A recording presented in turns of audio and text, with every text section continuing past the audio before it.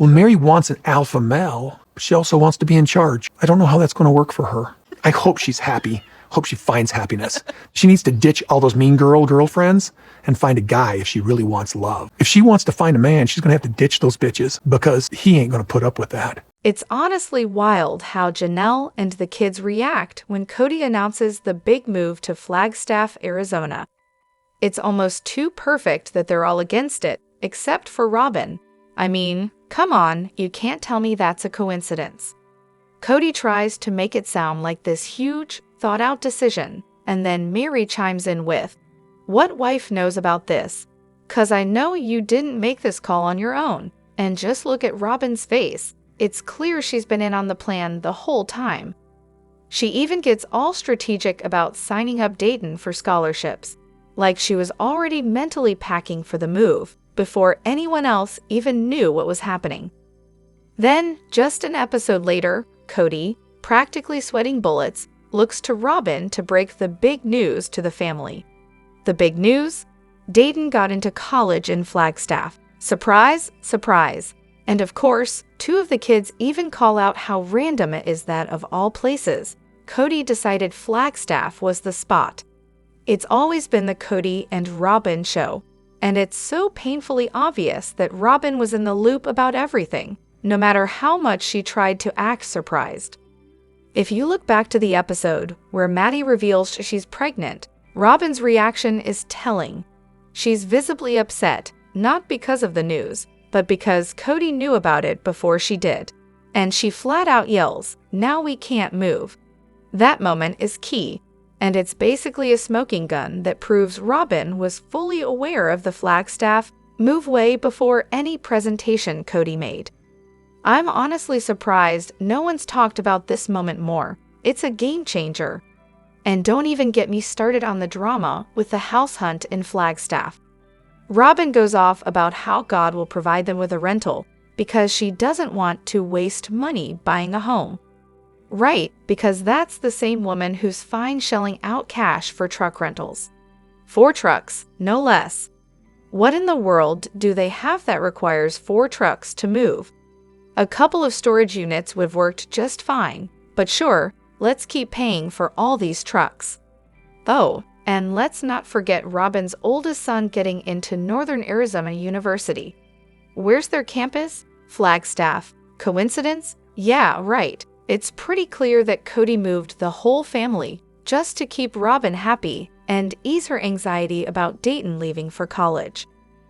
We've got so much to dive into today, so let's not waste any time. Let's jump straight into it. Hey everyone, what's up?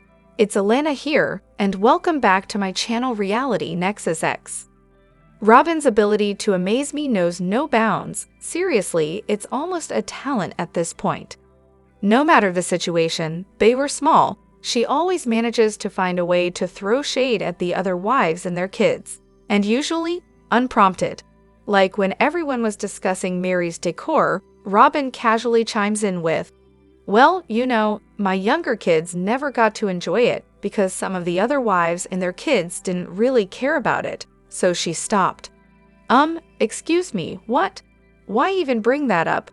What's the point? Especially considering that, as we all saw, even when Carrie followed all the coronavirus rules, Robyns wouldn't let her see the kids. I can't even. Her little jab about Mary's lack of seasonal decorations, infuriating. If Robyns wanted her kids to enjoy holiday decor so badly, why didn't she just decorate herself? Or better yet, why didn't she pick up the phone and say, "Hey Mary, when are you decorating for Valentine's Day? My kids and I would love to come help. Just give us a shopping list and a date." Instead of whining about it, they could have turned it into a fun family tradition. Take pictures, snack on goodies, the works. But nope, Robyns and her perpetually furrowed brows would rather play the victim and blame everyone else for her kids missing out. I was literally about to vent about this when I saw your comment. Robyns could have easily called Mary and said, "Let's make a day of decorating together. The kids will love it." But no, it's easier for Robyns to act like her kids got robbed of something instead of putting in the effort herself. I've never seen anyone turn everything into a personal tragedy like Robyns does. It's like she believes the other wives are somehow responsible for her kids' traditions and experiences. And let's not forget, the other wives have said that once Robyns came along, the traditions they had pretty much vanished because Kody only cared about spending time with her.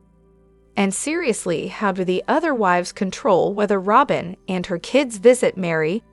Reminder, she moved to Flagstaff in 2018, not right before coronavirus. So let's keep that in mind. Kody's against his kids getting loans for college? Well, here's a little vent session for you. I'm rewatching Sister Wives, Season 6, Episode 12. And there's this major financial conversation where Kody starts ranting about how he'll never advocate for his kids to get loans for college. Apparently, debt is slavery, and he doesn't want to contribute to a debt-based society. Oh, and don't even get him started on how they'll never get jobs in their chosen fields. Yeah, thanks for the pep talk, Kody. Now, let's talk about this for a second. This is coming right after they bought 4 massive homes in a cul-de-sac. So they're racking up a ridiculous amount of debt. But Kody's going to turn around and preach against his kids taking on a little debt for their education. Hypocritical much. It's almost like his logic went on vacation. And here's the kicker. Kody went and had a whole bunch of kids, but never once stopped to think, hey, maybe some of these kids will want to go to college someday. Maybe I should, I don't know, prepare for that possibility. Mind-blowing, right? This whole anti-education thing screams cult mentality. It's like they know that if their kids go to university, they might actually start thinking for themselves. No wonder Robyns' older kids stuck to online classes. Probably the only way they could keep them from realizing that the outside world doesn't operate like Kody's little polygamous kingdom. I just found out that Kody's dominant smile is apparently a thing. What a revelation! I was talking to my therapist about how Kody's smile and those dead, soulless eyes, seriously, they look like they belong to a narc from an old true crime documentary. Remind me way too much of my abusive father. Specifically, my dad would flash that exact same smile right before he did something cruel. It's the smile of someone who knows they're about to hurt you and is so pleased with themselves for it. So here I am, a fully grown adult, trying to get through the first part of the new episode. And Kody? He's just a walking, talking red flag of trauma triggers. Sure, his words are easy enough to dismiss. Like, seriously, Kody, you're upset about being excluded from your ex-wife's wedding? You know, the one of the 3. Okay, maybe 4. Wives you emotionally abused? Yeah, family really means everyone owes you, doesn't it? But damn, just looking at him now that he's free from the wives, holding him back fills me with this cocktail of rage, panic, and dread. Mostly rage at this point. Therapy, I swear. Anyone else feel this way?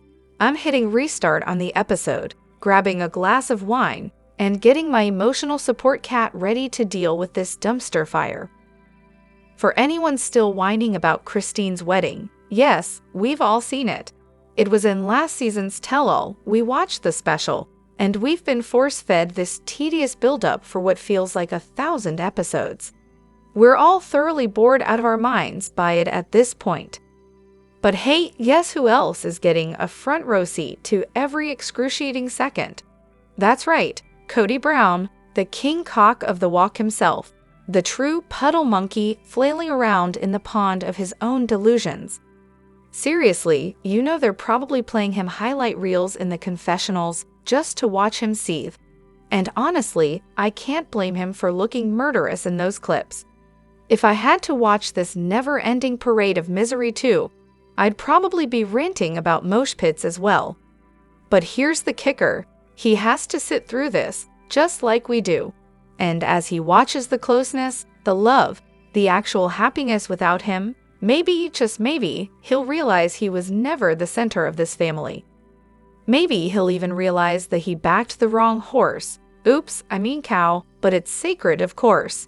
So let's all enjoy these festivities, even though we've been forced to watch them on repeat, because guess who isn't enjoying it? Kody&Robyn. And that?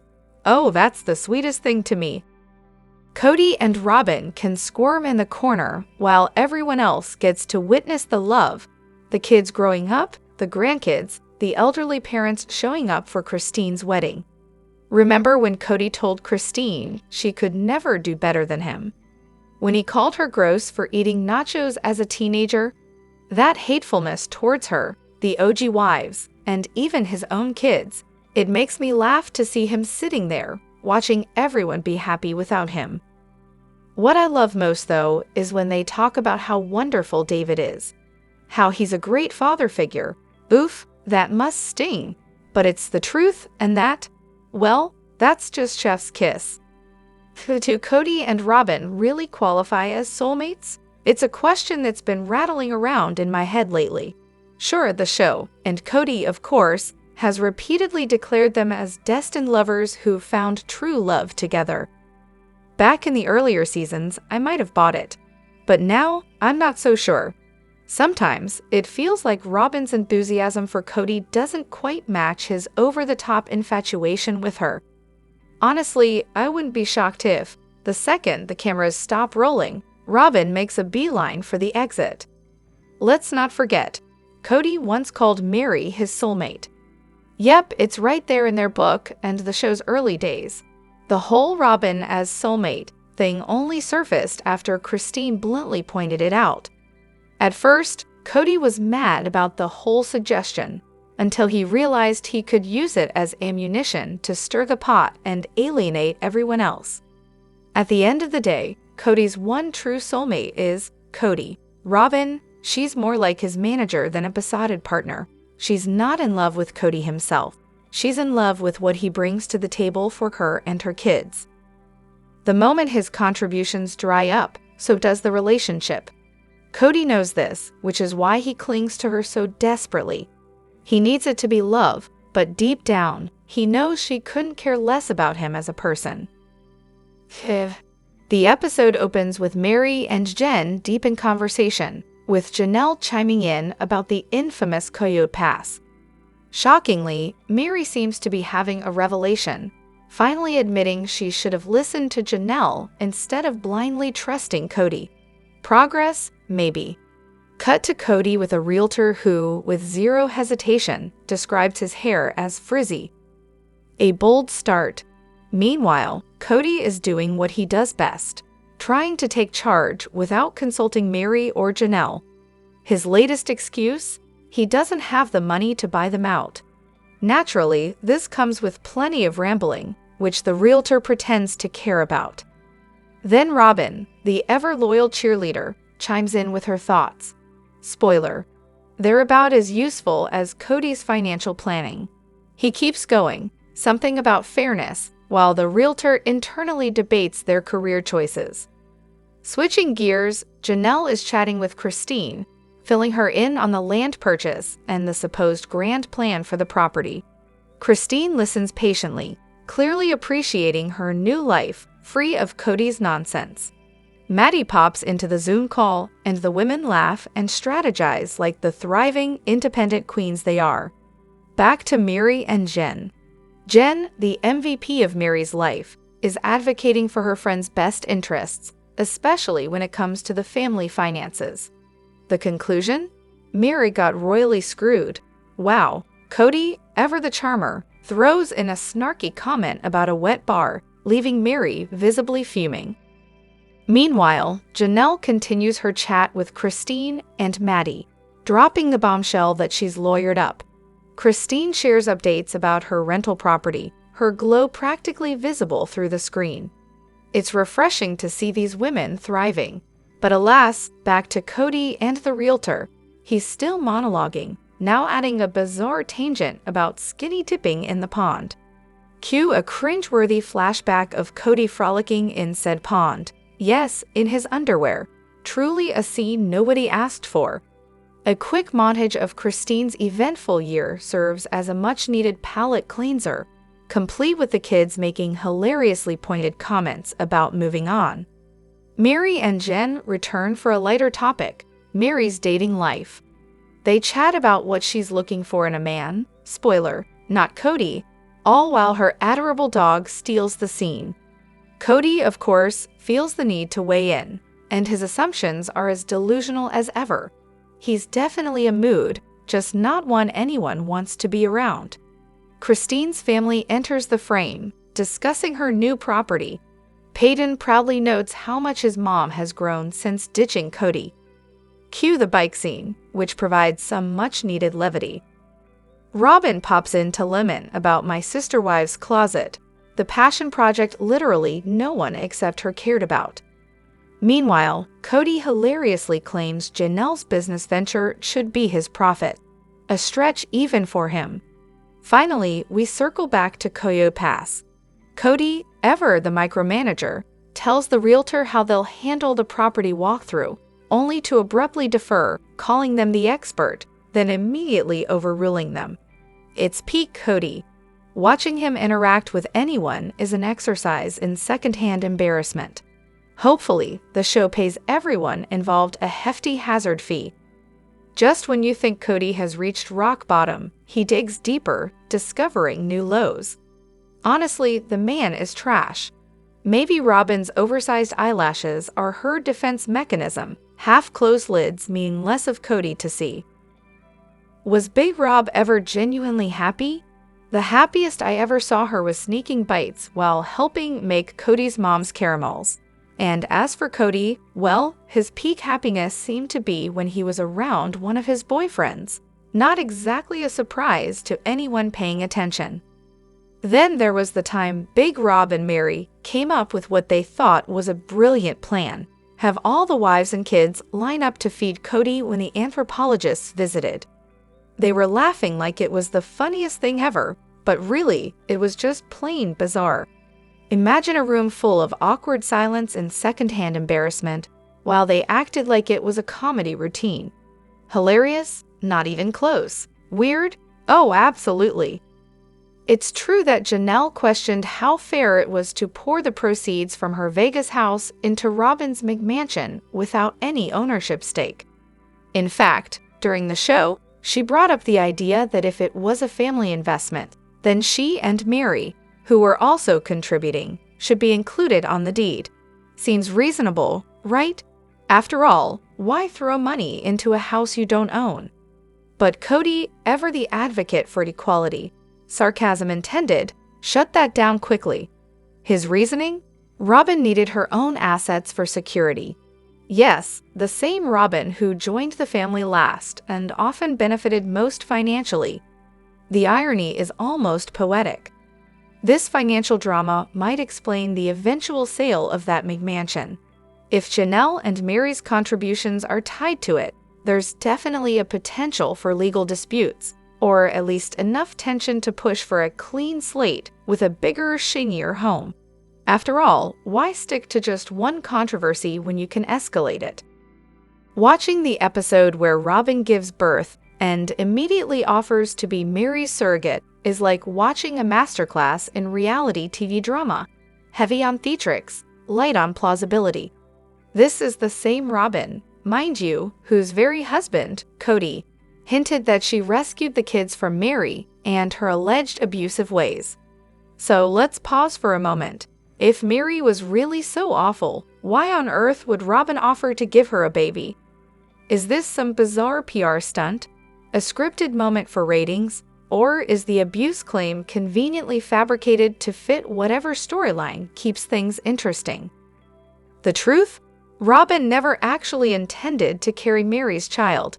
It was all drama fodder. For one, Mary, after years of strained relationships and Kody's waning interest, probably wasn't dying to bring a baby into that circus. And let's not forget, Robyns' grand offer served her own agenda. By playing this selfless sister wife, Robyns ensured Kody's focus stayed squarely on her.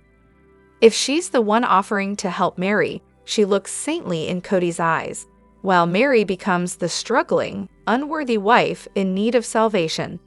Kody, ever the hero in his own narrative, wouldn't feel any pressure to fix his and Mary's relationship because, hey, Robyns already swooped in to save the day. And Mary wasn't blind to this.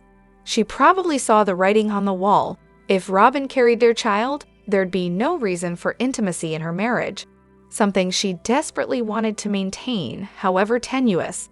No baby, no intimacy, no reason to even try. As for Robyn's alleged concern about Mary's abuse, it's hard to buy.